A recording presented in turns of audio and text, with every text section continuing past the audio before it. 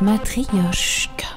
L'association n'est pas restée dans les couloirs du lycée et aujourd'hui, Aïda est devenue un groupe associatif avec des bénévoles, avec des salariés qui mobilisent une dizaine de milliers de jeunes, comme on l'a dit, chaque année. Mais si jeune, comment gérer une telle croissance ? Eh bien, Léa sait encore écouter son intuition et créer une nouvelle stratégie à chaque nouvel enjeu sur le terrain. Exit le triangle dramatique, victime, bourreau, sauveur, trop en défense. Elle agit, elle attaque et s'inspire d'un autre triangle, créateur, coach, challenger. Léa Moukanas apprend en arpentant le terrain comme on apprend en marchant. Tout ne se fait pas tout droit, tout ne se transmet pas à sens unique. Les expériences se croisent.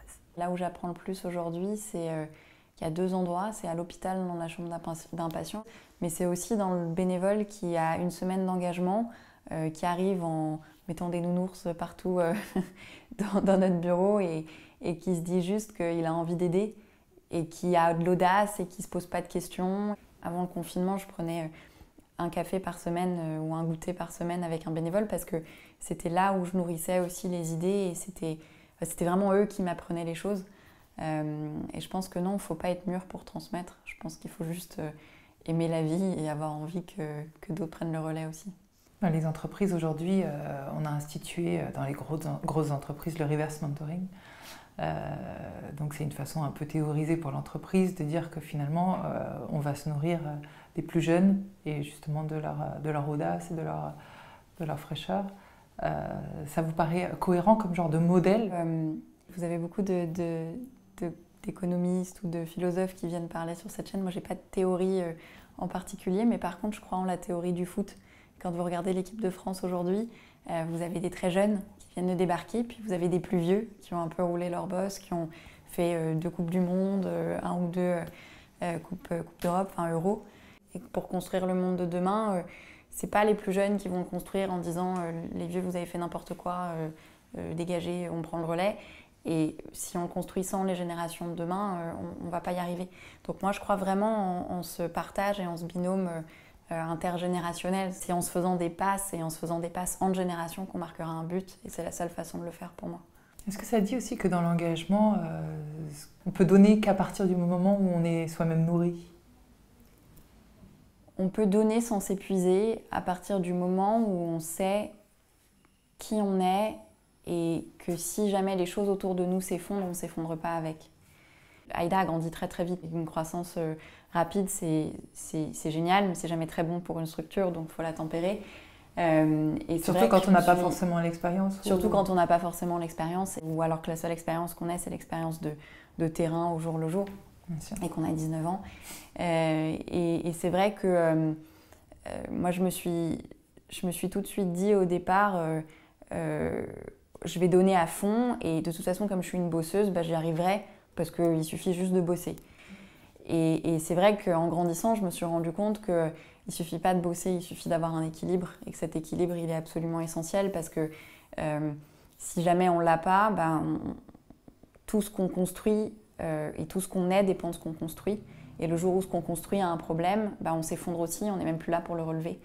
C'est un peu comme... Alors, je ne suis pas maman, donc c'est peut-être des parallèles qui sont maladroits, mais... Enfin, vous êtes matrice quand même de pas mal, donc oui. Après tout, vous devez à peu près ressentir les choses. Pour tout projet qu'on monte, il y a un moment où c'est notre bébé, et il y a un moment où il faut accepter qu'il grandisse sans nous et d'être celui qui va lui tenir la main et qui va la lâcher à un moment. Et c'est dur, que ce soit pour un fondateur de start-up, que ce soit qui a mis ses tripes en montant le projet, que ce soit pour un président ou une présidente d'asso, et peu importe l'âge. La différence qu'on a quand on entreprend à 14 ans, c'est qu'en plus de lui lâcher la main, il faut aussi se construire soi en plus de le construire. Donc c'est peut-être la différence qu'il peut y avoir en plus, mais je crois que c'est une question qui revient partout. Et ça crée des triangles après. Vous savez, il y a le triangle dramatique, victime, bourreau, sauveur. Et je crois que quand on crée un projet... Expliquez-moi plus. Quand on crée un projet, parfois on est amené à se sauver. Et ce triangle-là, il faut le casser. Et il y a une super théorie...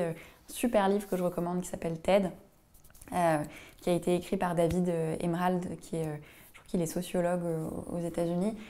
Et ce livre-là, il vous explique qu'en fait, il faut changer un peu de paradigme, mais c'est pas victime, bourreau, sauveur, mais c'est créateur, coach et challenger.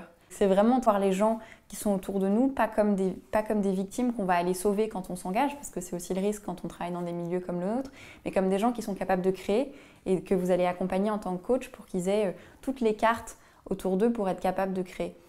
Et est-ce que vous ne trouvez pas que ça résonne énormément avec tout ce qui se passe aujourd'hui dans la société et les défis qui peuvent se poser? Après tout, on est quand même dans une ère victimaire où on a l'impression qu'on existe souvent quand on est victime. C'est vrai qu'on a l'impression qu'on existe souvent quand on est victime.